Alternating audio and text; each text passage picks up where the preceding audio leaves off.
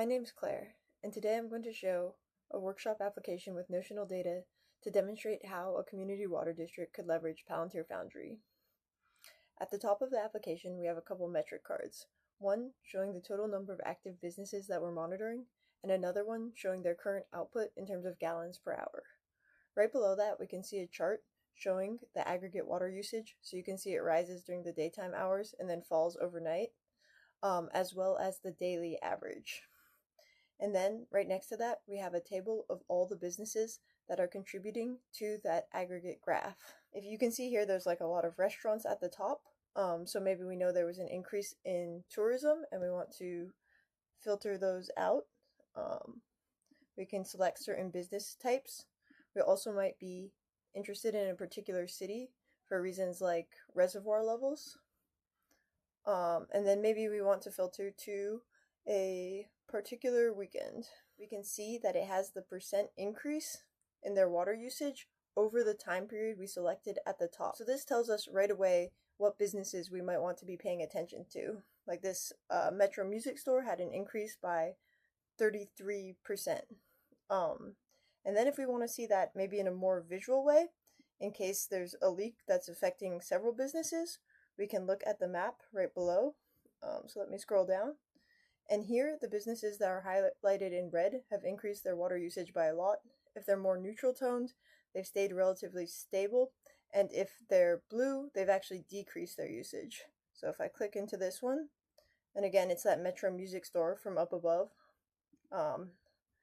And so I can zoom in to get a fuller picture of their water usage across time. You see that around May 16th, they had a pretty obvious uptick. So that's something we want to alert them of in case they have a leak. We also get at the top a picture of our recent communications with that business as well as associated notes. So like we tried contacting them, there was no answer. We can add another type of communication to this. You can see invoices in the past, or we can press this send email button, and what that will do is it will pull up an email with AI generated text about their usage. And then of course I as the end user can go in and edit that however I like before deciding to send it.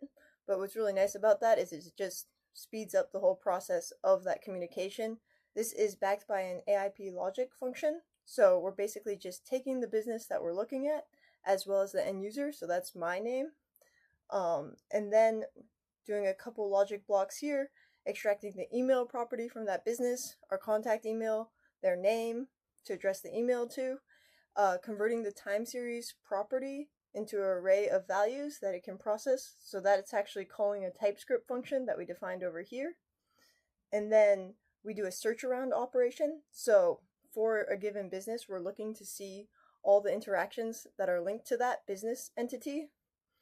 And then below, we of course have our prompt, and then some instructions for the model, and then that all gets sent to the front end.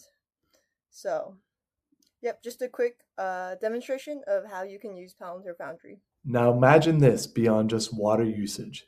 This is only one example of how a municipality can use Foundry to bring together disconnected data, monitor operations in real time, and make faster, more informed decisions.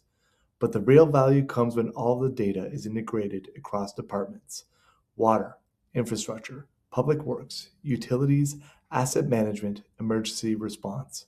Instead of operating in silos, teams can work from a single operational picture. That means earlier issue detection, better resource planning, lower operational costs, and ultimately better service for the community.